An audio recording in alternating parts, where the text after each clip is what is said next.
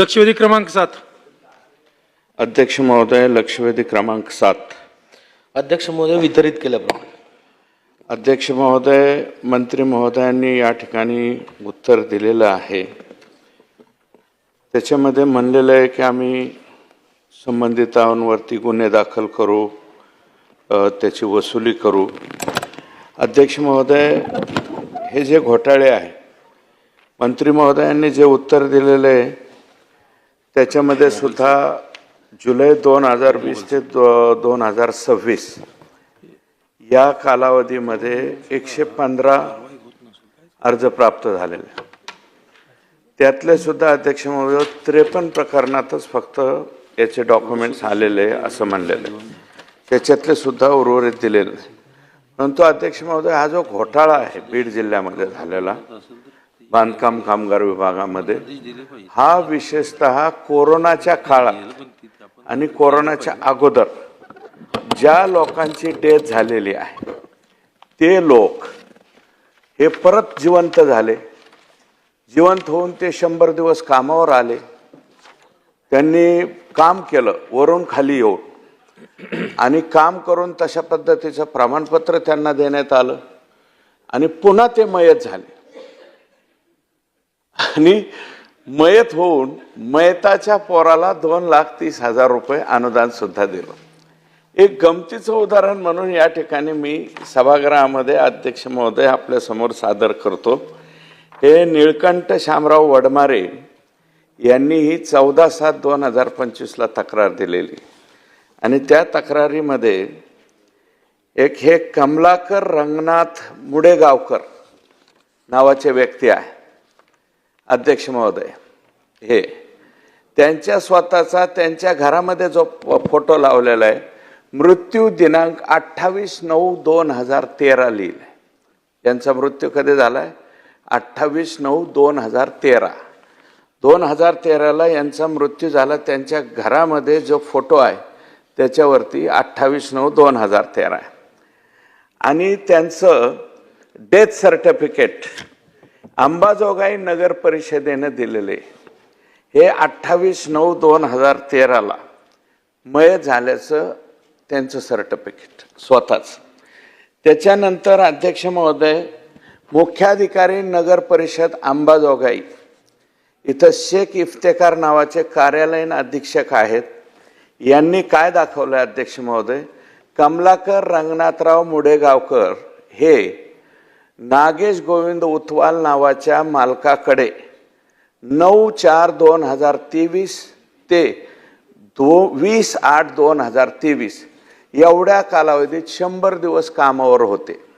म्हणजे 2013ला गेलेले मुडेगावकर हे 2023ला हे 100 दिवस अमुक याच्या इथं कामाला आले।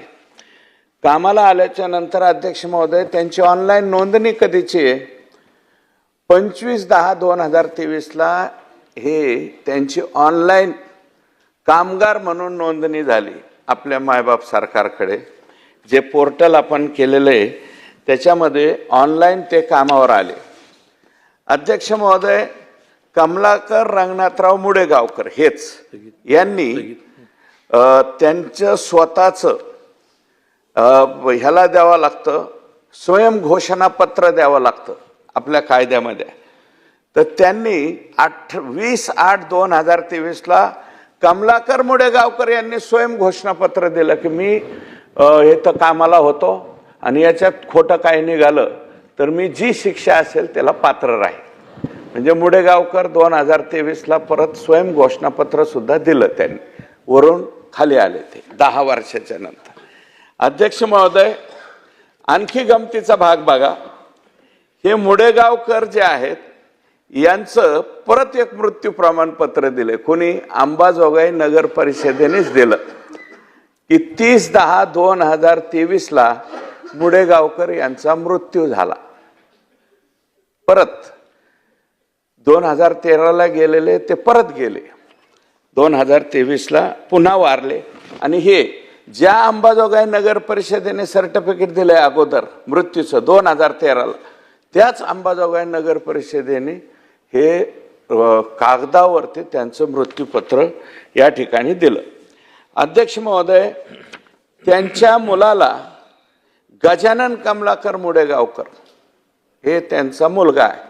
स्टेट बँक ऑफ इंडियामध्ये 2,30,000 रुपये यांच्या अकाउंटवरती ही रक्कम सुद्धा परत पाठवली, म्हणजे आता 2023च्या नंतर.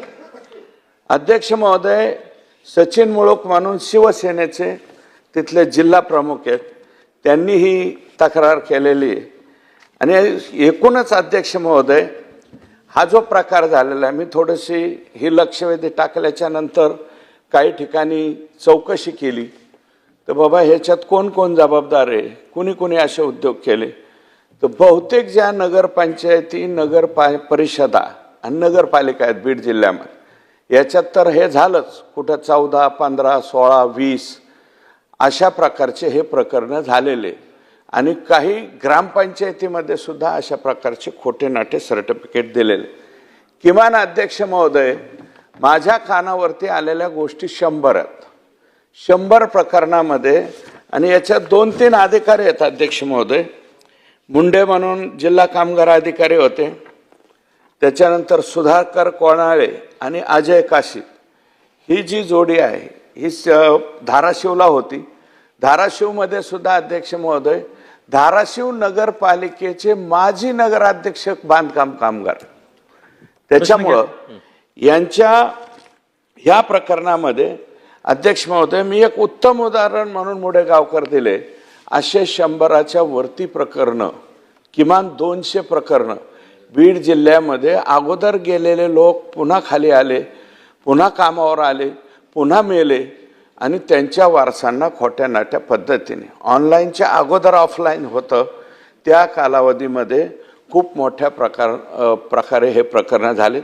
माझी एकच विनंती आहे मंत्री महोदयांना की बीड जिल्ह्यामधले हे परत स्कॉलरशिपचा घोटाळा, हे दोन्ही बी याच्या बाबतीमध्ये सचिवस्तरीय किंवा उपसचिव दर्जाच्या एका अधिकाऱ्याची नियुक्ती करून बीड जिल्ह्यामध्ये अध्यक्ष महोदय 1,71,000 कामगार झाले. आता आणि त्याच्यात काही जणांचा कुठे कुठे काम केलं, एका कामगाराच्या वरती नोंद आहे, बुर्ज खलिफाला काम केलं. एका कामगाराच्या वरती नोंद काय अध्यक्ष महोदय, व्हाईट हाऊस येथे यांनी काम केलं.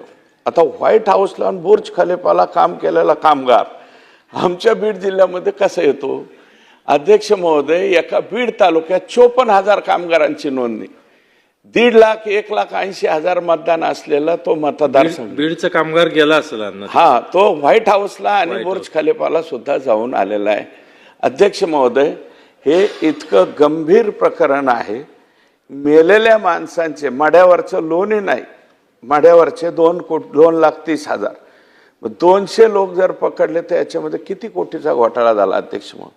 निम तुम्ही निम आम्ही अशा पद्धतीने हे उद्योग झालेले. सचिव दर्जाच्या अधिकाऱ्याची नेमणूक करून याची किती दिवसामध्ये चौकशी केली जाईल आणि संबंधितावरती गुन्हे दाखल करून याची वसुली केली जाईल हे मंत्री महोदयांनी सांगावं. मंत्री महोदय. अध्यक्ष महोदय, आदरणीय सुरेश अण्णांनी जो विषय आज सभागृहासमोर आणला, हे खरं आहे की या येणाऱ्या काळामध्ये हे अशा घटना घडायला लागलेल्या आहेत. आणि मी आपल्याला सांगू इच्छितो की आपण जेव्हा कामगारांची नोंदणी करतो, ही पहिले ऑनलाईन नव्हती, ही ऑफलाईन होती आणि त्यामध्ये असे प्रकार फार मोठ्या प्रमाणात होते. मग हे कुठंतरी टाळता यावं म्हणून ही पूर्ण प्रक्रिया आपण ऑनलाईन केली.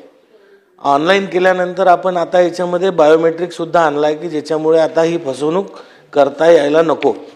आणि आपल्याला माहिती आहे की अपघाती मृत्यू झाला तर 5 लाख आणि नैसर्गिक मृत्यू झाला तर 2 लाख. जेव्हा बीड जिल्ह्यामध्ये जे आदरणीय आमदार साहेबांनी सांगितलं आहे, तर 2020 ते 2026च्या कालखंडामध्ये जवळजवळ 115 अर्ज ऑनलाईनचे प्राप्त झाले, काही त्याच्यापूर्वीचे होते. आणि जेव्हा आपली तक्रार प्राप्त झाली, आम्ही हे सगळं प्रकरण तपासलं. यामध्ये अपघाती मृत्यू एकच होता, त्याचे कागदपत्र जेव्हा तपासले ते खरे निघाले.